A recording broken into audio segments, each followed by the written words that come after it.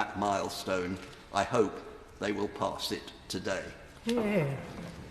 My Lords, I rise with pleasure to follow the Noble Lord Stunnell and the Lady Baroness Hayman to speak to Amendment 201, to which I attached my name. I essentially associate myself with everything that they said. I'll seek not to repeat them, but just to make a couple of additional points. Democracy demands clarity. We all know we're heading into a general election in which discussion of affordable housing will be right up there at the top of the agenda. We need set out a definition of what we are talking about if we're going to have a sensible debate about our housing policy future. And I reference any noble lords who haven't seen it, I'd recommend it. The House of Commons Library, if I'm allowed to recommend that, did an excellent briefing on the definition of affordable housing in July this year. And one of the top headlines in that says, "No agreed definition of affordable housing." And it notes that the most commonly used framework is that of the National Planning Policy Framework, used by local planning authorities, which takes in social rent as well as a range of so-called intermediate rent and for sale products. Now, as the Affordable Housing Commission of 2020 concluded, many of these so-called affordable homes are clearly unaffordable to those on middle or lower incomes.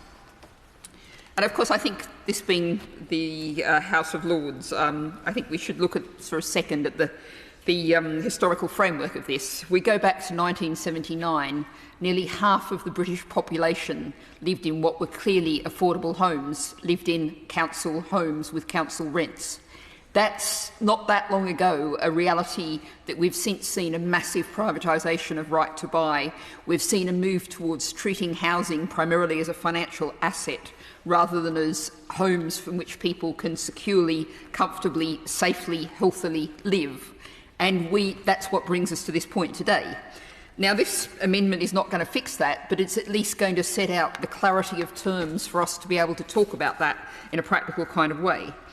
Now, when I was looking at the Green Party policies for a sustainable society, it starts with the absolute foundation, stating that it is a universal human right to shelter, which is affordable, secure, and to a standard adequate for the health and well-being of the household. That's why we're now saying today, right home, right place, and right price. And we need to think about what that price means. Now, in the Green Party, we set out very clearly what we believe that right price is.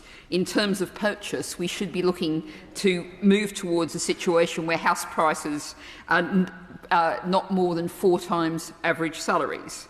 And in terms of rent, where the real extreme levels of suffering are now, a living rent, a definition backed by many of the NGOs, genuinely affordable housing, means that median local rents would not take up more than 35% of median local take-home pay.